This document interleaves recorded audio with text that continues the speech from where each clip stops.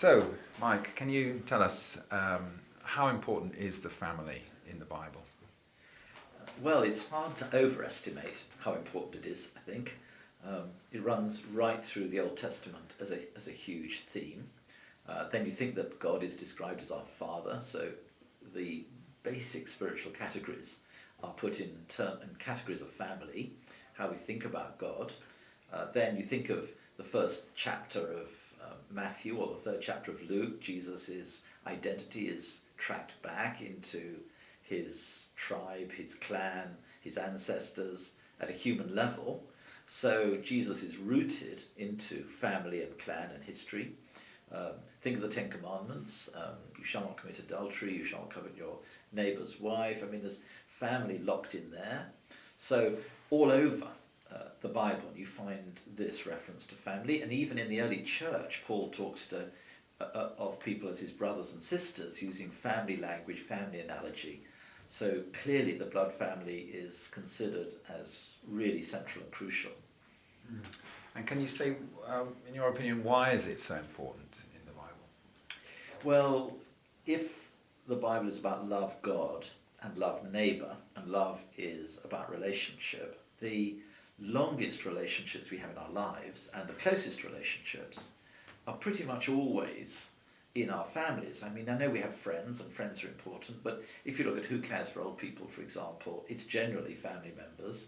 It's family members who know us most deeply and who we tend to know most deeply. I mean, not always for good, and I'm certainly aware that there's all sorts of conflict and difficulties in families, but they are the people who are closest to us, right from the moment we are born, usually right through to the time that we die. So that's a very important aspect of why family is given such prominence. But I think one can define three formal roles that family play. One is in establishing who we are.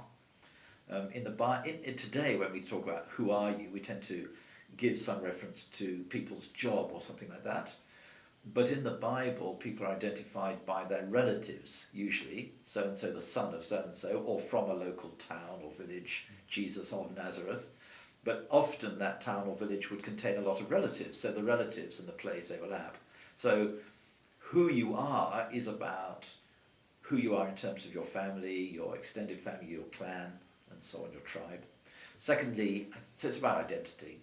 Secondly, it's about welfare and economics, because the primary source of welfare for any individual in any country in the world today, and certainly was true in Bible times, is family. There are a very small number of exceptions. I suspect it's less than 5% of the global population. Maybe it's even less than 1% of the global population, where the primary group of people caring is something other than family. But for 99%, it's family. So it's about welfare, and it's also about production and economics. And then the third area is that nations and peoples and languages are all expressions of culture, and that culture is handed down from one generation to another through families primarily, where we learn our manners, our customs, what we do in Western culture at Christmas and Easter, all those sorts of things, is all handed down through families. So family is very important for the definition of community, and again, as part of who we are. So for all of those reasons, family is incredibly important. Well, how about the New Testament? Because it would seem that Jesus was a bit more ambivalent about family with some of the ways he taught about hating your father and mother. So how do you reconcile that with the wider biblical picture? I think the key thing about Jesus is that he's wanting to make it clear to everybody that the loyalty to him must trump all the commitments to one's family. And in many cultures in the world, that is the crucial issue in the spread of the gospel. People are unwilling, for example, traditionally in China or Japan or other countries, to leave their family and become Christians. It may be tied into issues of ancestor worship, it may be tied into all kinds of cultural factors, and also economic dependency factors and welfare factors. But Jesus wanted to make it clear that there must be a primary loyalty to him that supersedes all family loyalties. Having said that, Jesus also made it clear that you couldn't escape from your obligation to care for your elderly parents by saying, oh, I've given all my money to the temple. That wasn't good enough. The Bible makes it clear, and Jesus made it clear that he believed these Old Testament texts were still valid, that we have an obligation to honour our father and mother, and that includes a financial obligation in old age, and we can't use our culture to overcome that.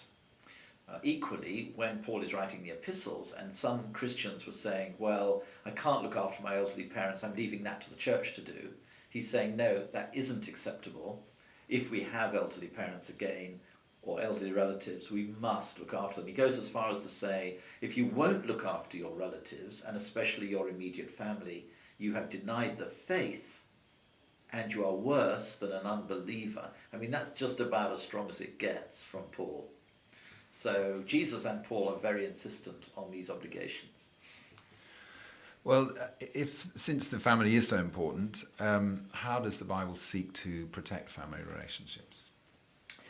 I think in a whole range of ways, the Bible seeks to look after these relationships. The first, and perhaps most obvious, is that because time is so important to relationships, to conversation, to being together, the Bible ensures that one day of the week is set aside to give priority both to the relationship we have with God and to the relationship we have with our family. And go back to Exodus 20, the Sabbath commandment, keep the Sabbath day holy, you shall not work, nor your son, nor your daughter, nor your manservant, nor your maidservant, and all the rest of it. It's clear that it was intended to be a family day.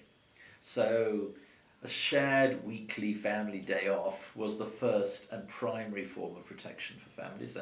And the Jews have a Sabbath meal on the Friday evening, which is the start of their Sabbath, and they spend a lot of time together, and then it runs on into the Saturday. As Christians, we've traditionally had Sunday lunch, maybe in Britain, as a major celebration of family. It's going at the moment, but that's how it's always been. Those things are really important for holding families together. Then I think the emphasis on place, on owning property, and having a sense of the relatives living geographically close to each other in the Old Testament was a theme which we've lost sight of in the West. We sort of treat property as another form of capital. We buy it and sell it. We don't try and concentrate on co-locating as relatives near to one another. I think we may come back to that because what we've done is rely on the government, the state, to provide those services, and now in the West the state is saying, well, actually, we're very sorry, we can't pay for it anymore. So the co-location of relatives geographically is very important in biblical thinking. And then the other way, I think, is by the ban on interest, by making it difficult to lend money and make a profit on it outside the family, you get people to start saying to themselves, well, how do we use our money together as a family to do business? And that idea of family business and family-driven business is a very important idea, I think, in the Bible, which comes out of the ban on interest and encourages local business, family business, and so on, and enables and helps people to work together, which is also, of course, part of the property legislation as well. So I think that encouragement to people to work together in families is another factor.